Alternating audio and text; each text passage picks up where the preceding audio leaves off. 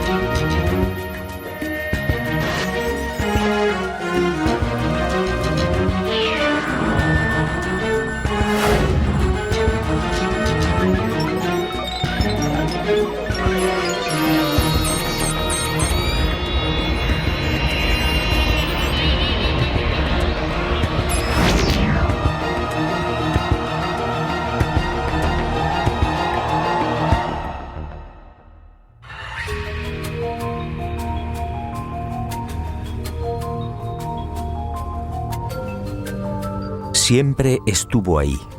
El hombre primitivo alzó también la vista hacia ella y sintió curiosidad.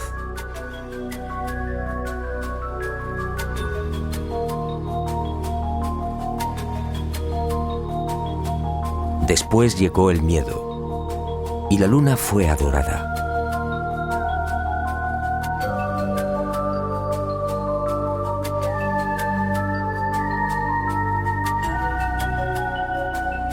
Más adelante los seres humanos la convirtieron en un sueño, a veces bello, a veces terrorífico. Y el satélite natural de la Tierra se convirtió en emblema de lo utópico, de lo inalcanzable.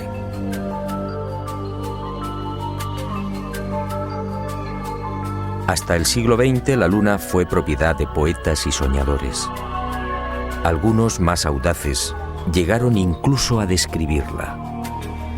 En el año 499 a.C., el filósofo griego Anaxágoras enseñaba que la Luna es un astro habitado, con infinidad de valles y montañas. Y otro tanto pensaba Demócrito, el creador de la teoría atómica, nacido también en el siglo V a.C. Pitágoras creía igualmente en una luna viva y habitada. Y su discípulo Filolao iría más allá, asegurando que nuestro satélite natural se hallaba habitado por seres 15 veces más grandes que los humanos. Y acertó al afirmar que el día lunar equivale a 15 días terrestres. Después llegaron los libros. Plutarco, en el siglo I de nuestra era, describe la Luna como una segunda Tierra. Y con los libros, los viajes.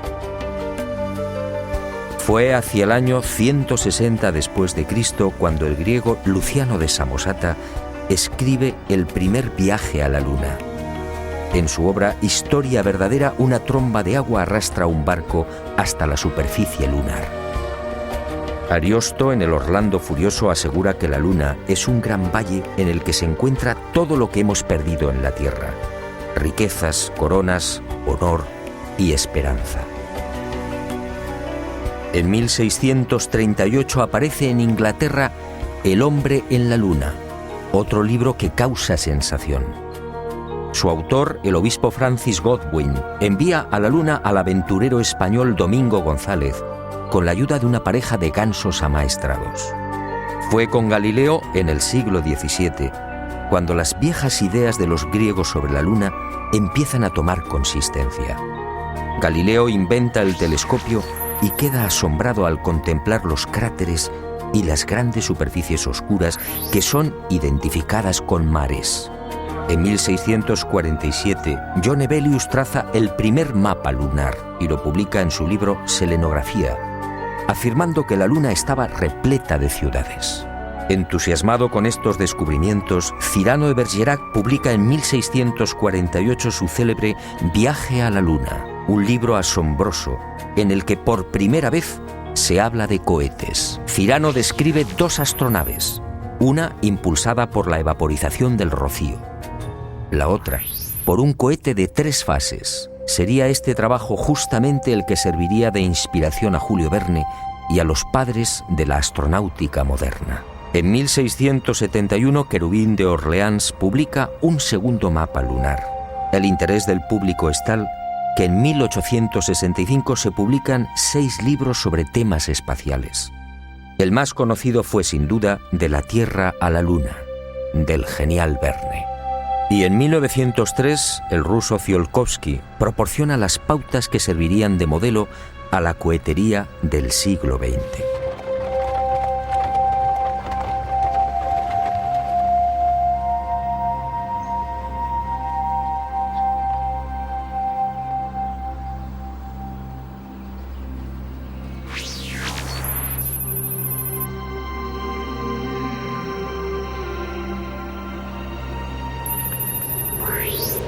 Antes de entrar de lleno en las claves de esta historia, permítame un apunte que guarda estrecha relación con lo que quiero contarle. Sígame de nuevo y guárdelo en su memoria.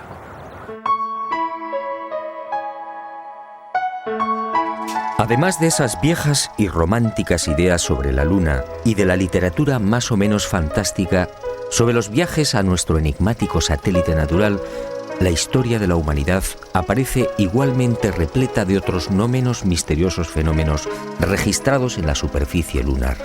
En el verano de 1178, al poco de ponerse el sol, un grupo de monjes de la Catedral de Canterbury observó en el filo de la Luna un formidable resplandor acompañado de gigantescas llamaradas. En 1789, el astrónomo Schroeder contempló atónito una enorme zona iluminada en la llamada región de los Alpes lunares.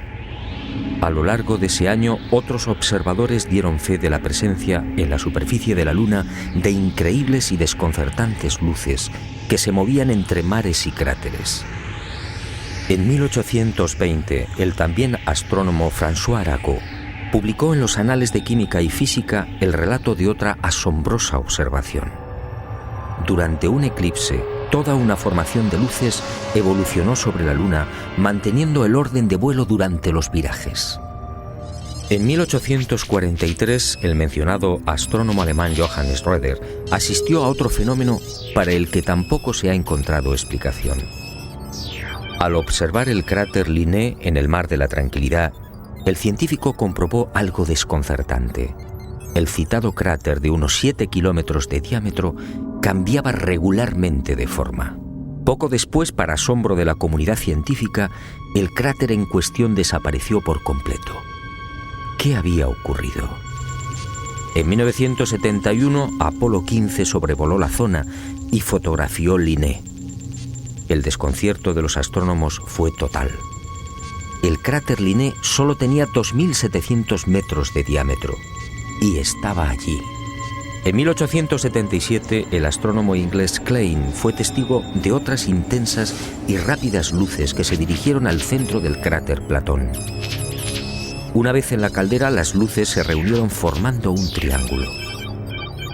En 1950, el Dr. Wilkins era testigo de otro suceso aparentemente imposible. En el centro del cráter Aristarchus se encendió de pronto una gran luz, iluminando una amplia región lunar. Grandes llamaradas en la superficie de la Luna, luces en formación.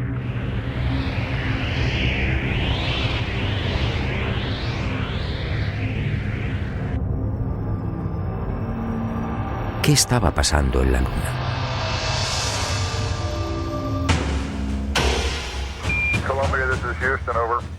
Y en julio de 1969, al fin, el ser humano cumplió su viejo y añorado sueño.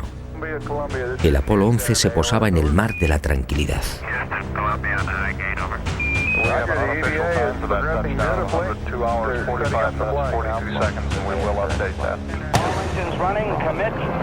Y el mundo vibró con aquellos primeros y tímidos pasos de Neil Armstrong.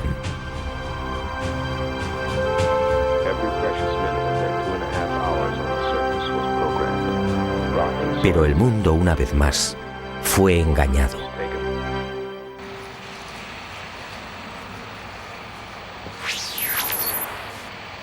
Muchos de los que vivimos aquel histórico y emocionante momento nos hicimos la misma pregunta. ¿Por qué ese obsesivo interés por conquistar la Luna?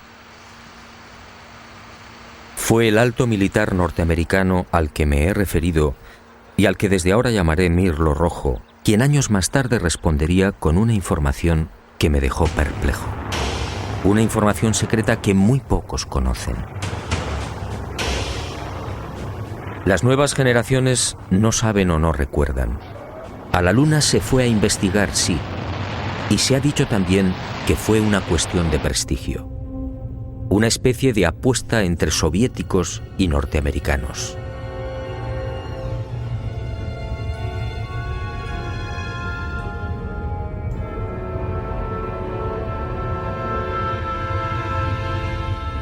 Pero hubo algo más.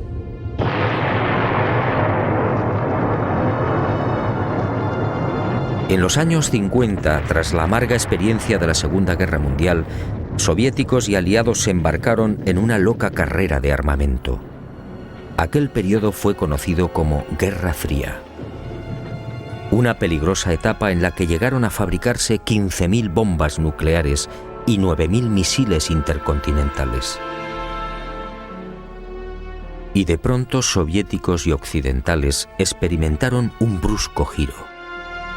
De la noche a la mañana, sin aparente justificación, la URSS sorprendió al mundo, situando en órbita el primer satélite artificial, el Sputnik. Era el 4 de octubre de 1957. Y armas nucleares y misiles intercontinentales quedaron en segundo plano. ¿Por qué? Y la opinión pública, atónita, asistió a otra sucesión de acontecimientos no menos desconcertante. Estados Unidos se enganchó también a la incipiente carrera espacial, manteniendo en la sombra su obsesión armamentística. Pero los soviéticos mantuvieron la delantera. Mientras los norteamericanos fallaban una y otra vez en los lanzamientos, el 12 de septiembre de 1959, el Lunik 2 ruso conseguía el primer impacto en la Luna. Poco después, el Lunik 3 enviaba las primeras imágenes de la cara oculta. Y el mundo siguió preguntándose, ¿qué ocurría? ¿Por qué este obsesivo interés por conquistar el espacio y sobre todo la Luna? Pero soviéticos y norteamericanos siguieron guardando silencio sobre sus auténticos intereses. Los humillados norteamericanos recibirían el golpe de gracia el 12 de abril de 1961. Ese día el cosmonauta Yuri Gagarin se convirtió en el primer ser humano que orbitaba la Tierra. Y el mundo, en especial la nación norteamericana, fue sorprendido de nuevo. 44 días después de la hazaña de Gagarin, el presidente Kennedy compareció ante el Congreso, comprometiéndose a lavar el honor del país. En aquella oportunidad, un Kennedy firme y sereno asombró al mundo.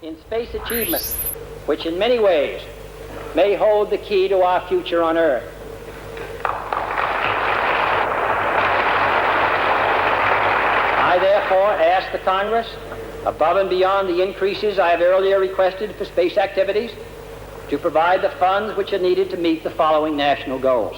First, I believe that this nation should commit itself to achieving the goal, before this decade is out, of landing a man on the moon and returning him safely to the Earth.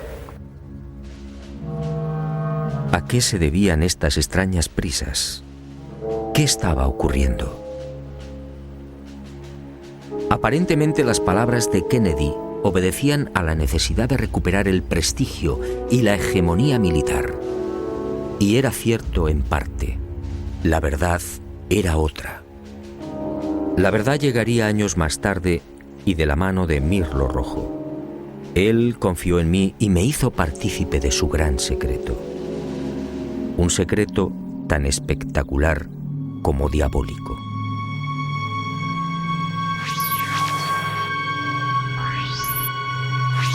Soviéticos y aliados mintieron a la hora de justificar aquella loca carrera espacial. Todo empezó en la década de los años 40.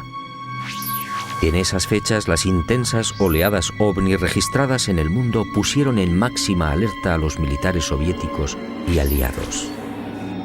Para ellos estaba claro: aquellos objetos pertenecían a civilizaciones no humanas, civilizaciones muy avanzadas.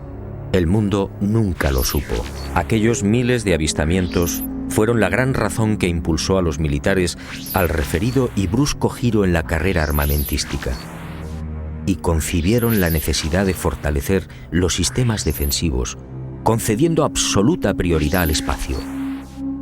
Los militares no eran ajenos a los extraños fenómenos luminosos que se registraban en la Luna y que venían reportando los astrónomos.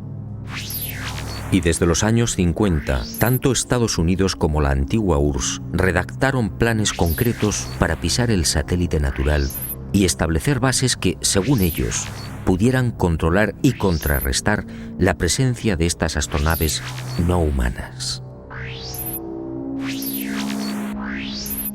Horizon fue uno de estos proyectos diseñado en secreto por el Pentágono. Ni siquiera Kennedy tuvo conocimiento del gran plan. Sencillamente fue engañado.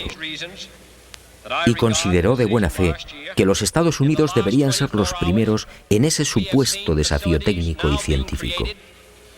Según Mirlo Rojo, la campaña de intoxicación desplegada por las diferentes agencias gubernamentales norteamericanas y los servicios de inteligencia hizo el resto. Kennedy y la opinión pública mordieron el anzuelo. En la noche del 24 al 25 de julio de 1955 se produjo un nuevo incidente ovni que aceleraría los planes de los militares. Esa noche los observatorios astronómicos de Leningrado y Monte Palomar descubrieron un gigantesco cilindro a 500 kilómetros de la Tierra, orbitando a 30.000 kilómetros por hora. El objeto tenía más de 10 kilómetros de longitud. Días después, soviéticos, norteamericanos, franceses e ingleses se reunían en secreto en Ginebra, confirmando sus temores. Aquella formidable máquina, obviamente, no era humana. Pero ocurrió algo imprevisto. Los soviéticos no aceptaron los consejos y directrices de los militares aliados para establecer un proyecto conjunto en el control del espacio.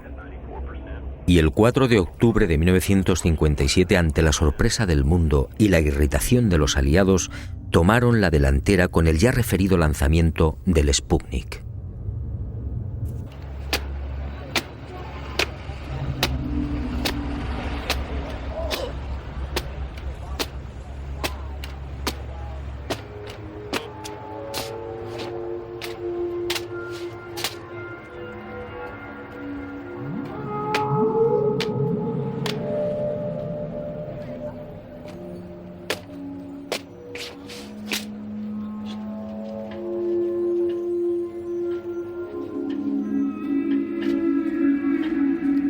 Y durante una década, entre 1957 y 1968, los militares norteamericanos y soviéticos fueron confirmando lo que ya sabían o imaginaban, y mucho más.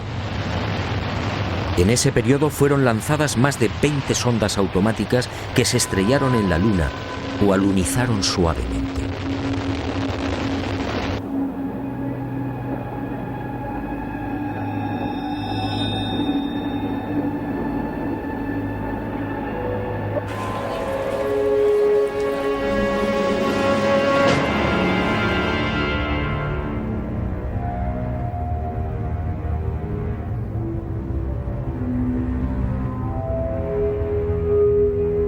En total, sin contar las imágenes obtenidas por la URSS, la NASA recibió 230.000 fotografías del satélite natural.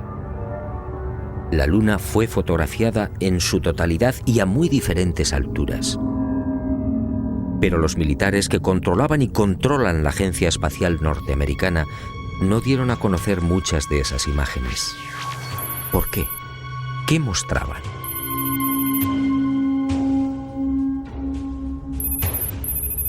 Cuando Mirlo Rojo me entregó algunas de estas fotografías, quedé desconcertado.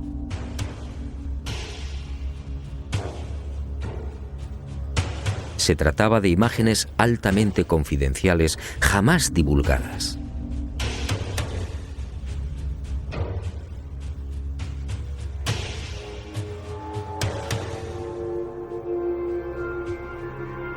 En una de ellas, tomada por la sonda Orbiter 2 en noviembre de 1966, se aprecian dos muros o carreteras paralelos de 27 kilómetros de longitud. Cada una de estas construcciones totalmente artificiales tiene una anchura aproximada de 450 metros. En el muro o carretera de la derecha se aprecia incluso un curioso detalle. La construcción ha sido alterada rompiendo la impecable línea recta con una curva de 1000 metros. En otra de las fotografías, los militares norteamericanos descubrieron lo que llamaron la Gran Presa, una no menos enigmática construcción de 5 kilómetros de longitud al norte del Mare Imbrium. El 19 de noviembre de 1966, la misma Orbiter 2 captaba a 48 kilómetros de altura y sobre el Mar de la Tranquilidad otra extraña formación. En esta ocasión se trataba de enormes pilares o monolitos perfectamente alineados de 3 en fondo. En total, 30 obeliscos de idéntica altura. Aquello obviamente no podía ser una formación natural. En total, según mi confidente, NASA terminó censurando 900 fotografías. Todas ellas pasaron directamente a los archivos del Pentágono. En ellas se distinguen grandes plataformas, posibles ruinas de edificios o ciudades, carreteras y gigantescas cúpulas. Las sospechas de los militares, en efecto, se cumplieron y prosiguieron con el plan previsto.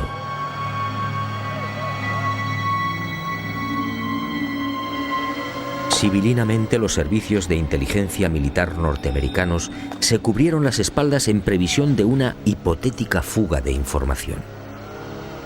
Para ello, utilizando a NASA como pantalla, propiciaron la redacción de un informe que los eximiera moral y jurídicamente de cualquier responsabilidad en caso de ocultamiento.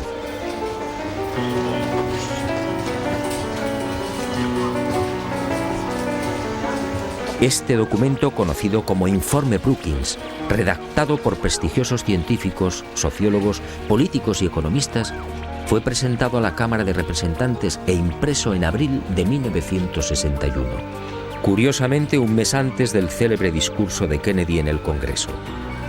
Es decir, cuando NASA, la gran tapadera de los militares, estaba a punto de recibir luz verde y los necesarios dineros para el proyecto Apolo. En este informe, además de reconocer que la vida extraterrestre es una posibilidad real, se aconseja a NASA que no difunda los posibles hallazgos que pueda encontrar en la carrera espacial. En la página 215, en la sección titulada Implicaciones de un descubrimiento de vida extraterrestre, el documento señala que la exploración del espacio podría desembocar en el hallazgo de artefactos no humanos. En ese supuesto, continúa el informe Brookings, nuestra civilización se vería amenazada por un irremediable proceso de desintegración, tal y como ha sucedido en la Tierra en otras épocas y con otros pueblos. Este documento, efectivamente, no deja en buen lugar a la supuesta democracia norteamericana. Hablemos claro. En el informe Brookings, sencillamente, se anima a NASA a ocultar información. Y eso fue lo que hicieron.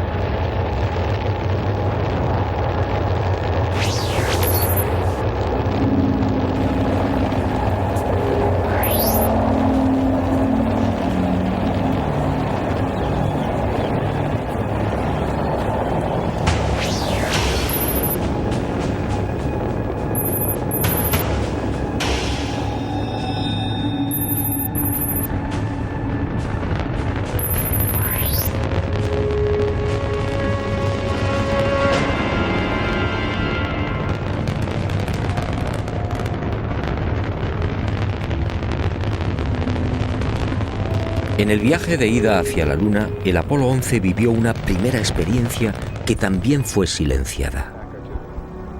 Cuando se hallaba a 200.000 kilómetros de la Tierra, un extraño y gigantesco objeto apareció en las proximidades de la nave. Los astronautas lo describieron como una formidable L, algo similar a una maleta abierta, aunque en ocasiones cambiaba de forma, adoptando la figura de un cilindro. La noticia se filtró a la prensa, pero NASA, fiel a su consigna de ocultamiento, zanjó el asunto con una explicación tan absurda como insostenible. Lo observado por el Apolo 11 solo era el sobrealimentador del cohete Saturno IV. Absurdo, sí, porque en esos momentos la referida fase del cohete se encontraba a 10.800 kilómetros del Apolo. Pero las mentiras de NASA apenas habían empezado.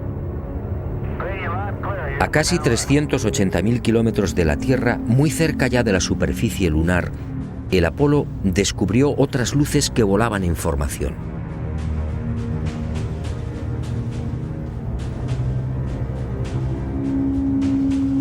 Según Mirlo Rojo, aquellas luces parecían esperar al Apolo 11.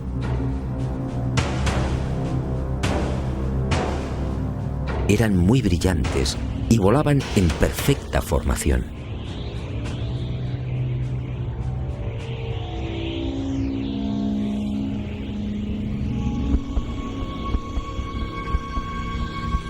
Poco después se alejaron a gran velocidad, desapareciendo hacia la superficie de la Luna. Los astronautas tenían razón. Aquello parecía un recibimiento. Pero lo más espectacular estaba por llegar.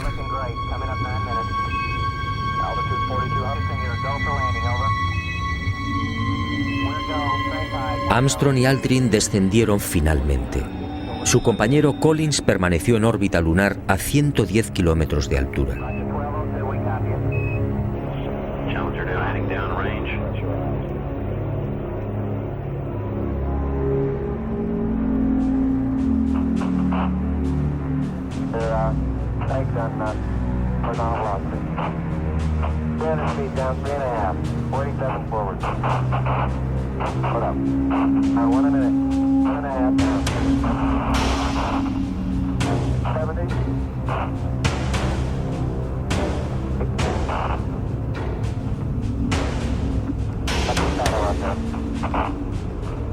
Down at 2.5. 19 forward. Altitude, velocity, light. 3.5 down. 220 feet. 19 forward. 11 forward, turn down nicely, 200 feet. 4.5 down, 5.5 down. 6.5 down, 5.5 down. 9 forward. Yes. 620 feet. 100 feet, 3.5 down, 9 forward. 5%. 75. 75 feet. That's looking good, down a half. 6 forward. Challenger now heading downrange.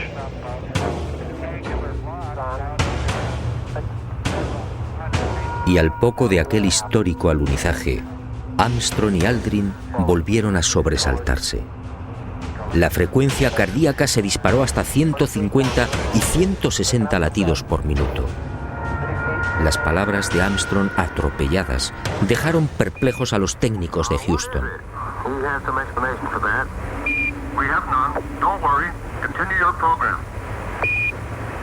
Oh boy, it's really something super fantastic here.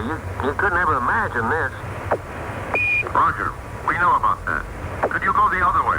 Go back the other way. Well, that's kind of rich and pretty spectacular. God, what is that there? That's Apollo. What the hell is that? Go Tango. Tango. There's kind of light there now. Al otro lado del cráter, existente a poco más de 60 metros del Águila, habían aparecido unas naves y unos seres, objetos en forma de disco y perfectamente alineados sobre el terreno. Y junto a ellos varios seres muy altos, con trajes blancos y ajustados. Cuando los astronautas, obedeciendo las insistentes órdenes de Houston, trataron de filmar, objetos y seres desaparecieron.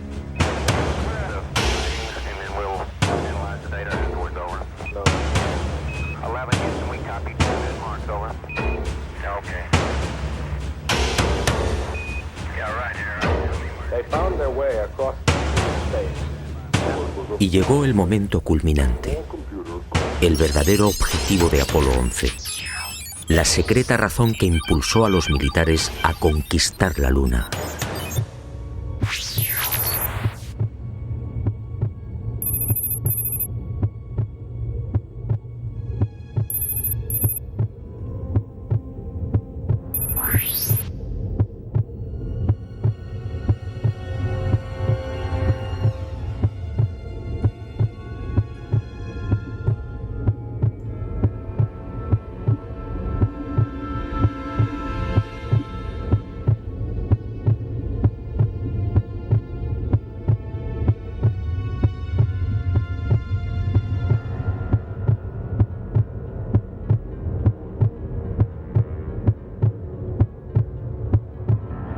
Esta fue la verdad, la única y secreta verdad. Aquel 21 de julio de 1969, Armstrong y Aldrin se alejaron escasos metros del módulo, filmando esta increíble construcción.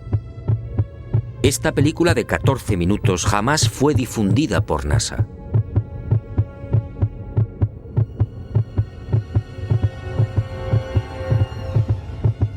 Mirlo Rojo fue uno de los pocos norteamericanos que tuvo acceso a ella. A escasos metros, sí, del Águila. Y no fue casualidad. Todo estaba minuciosamente programado.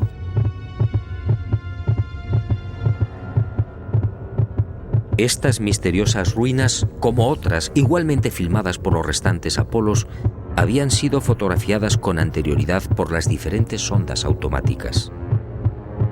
Una de ellas, la Surveyor 5, lanzada el 8 de septiembre de 1967, fue decisiva. Alunizó en el Mar de la Tranquilidad, muy cerca de esta construcción, enviando 19.000 fotografías.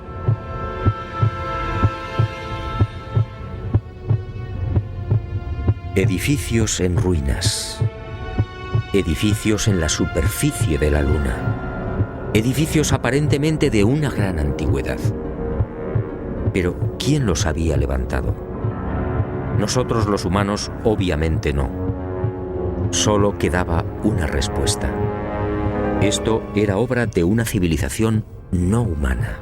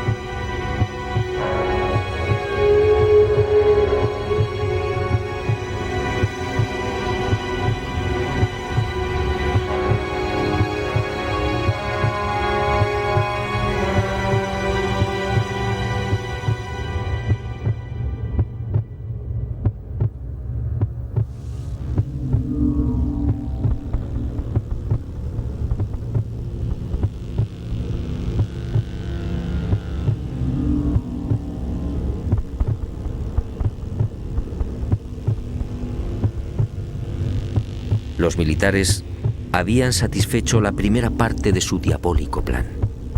Ahora quedaba la segunda.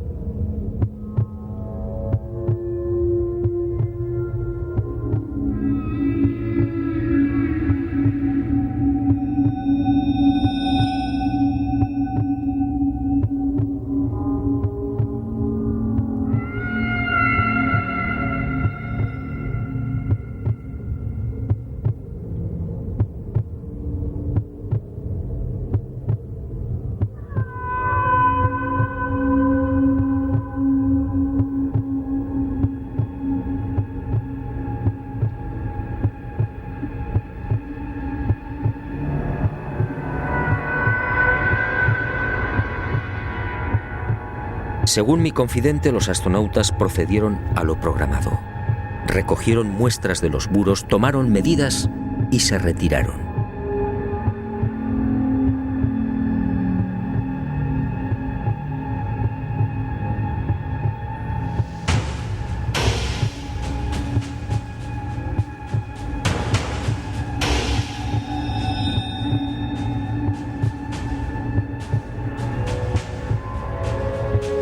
La insólita construcción, muy parecida a un hangar, medía 60 metros de longitud con una altura máxima en los muros de 9 metros. Presentaba 12 huecos o ventanas y una especie de puerta frontal de 5 metros de fondo por 3 de altura. Según los análisis practicados en la Tierra, el material con el que había sido construido era similar al de la superficie lunar. Un 60% de los átomos era oxígeno, con un 0.01% del peso constituido por hidrógeno.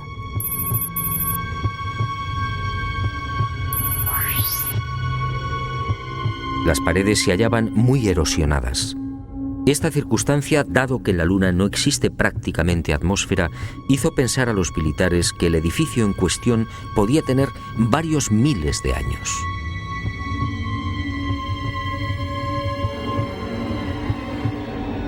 La secreta excursión de Armstrong y Aldrin a este hangar y naturalmente los 14 minutos de película jamás fueron difundidos por NASA. Oficialmente no existen.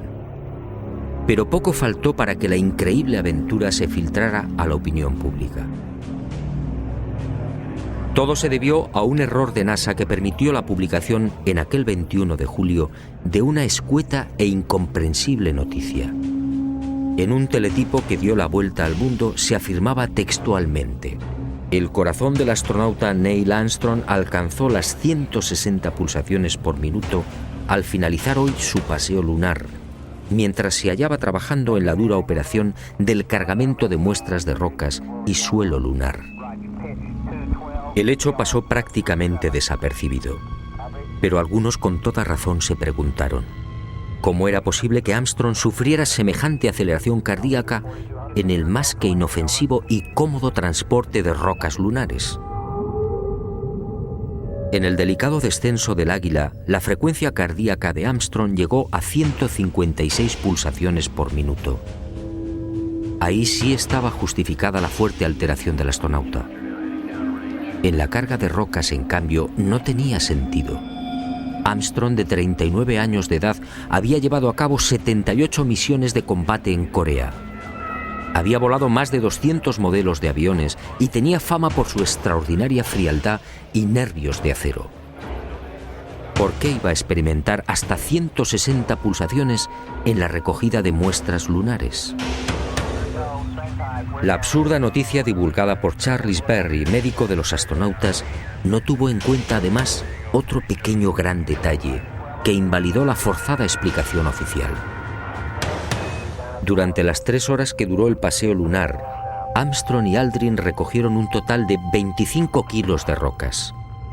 Dado que en la superficie de la Luna existe una gravedad 6 veces menor que la de la Tierra, el peso real de las rocas fue de 4 kilos. 4 kilos repartidos entre 2 astronautas y en diferentes momentos de la excursión lunar. La versión de NASA efectivamente no era creíble.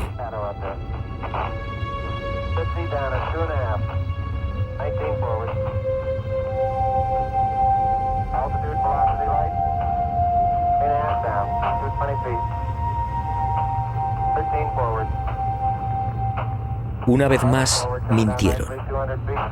No fue el insignificante peso de las rocas lo que precipitó el corazón de Armstrong. Fue la visión de aquel edificio.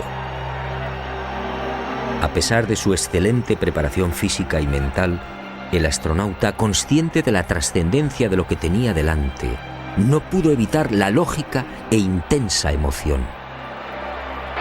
Y otro tanto sucedió con Aldrin.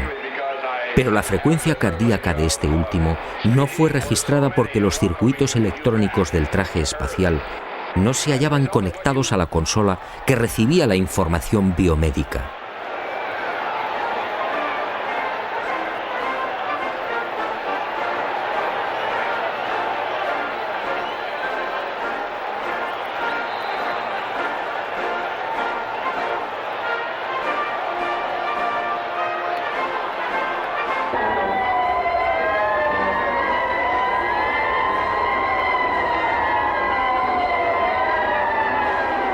Los hombres del planeta Tierra posaron aquí su pie por primera vez. Julio de 1969. Hemos venido en son de paz, en nombre de toda la humanidad. Así reza el texto de la placa dejada por Apolo 11 en una de las patas del Águila, el módulo lunar que supuestamente todavía sigue en la Luna. ¿En son de paz? Nueva mentira de NASA y de sus propietarios, los militares norteamericanos.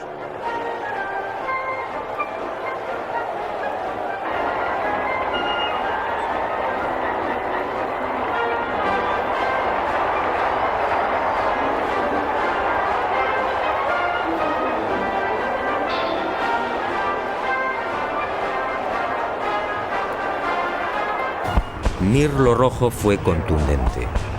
Hasta diciembre de 1972, fecha en la que se interrumpe el proyecto Apolo, otras 5 naves volaron a la Luna.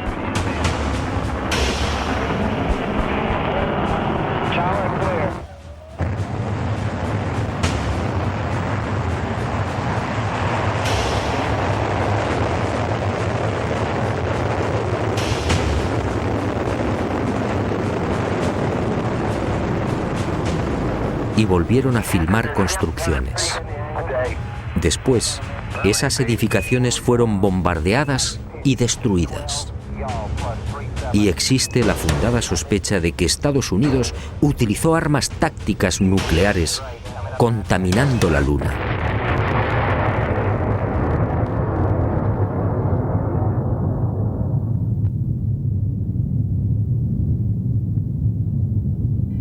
Altitude 42, Houston, you're go for landing, over. We're go, straight time, Así se cerró la segunda fase del diabólico plan. Los militares norteamericanos no lo consintieron. Esas estructuras podían provocar el caos en la Tierra. Eso dijeron.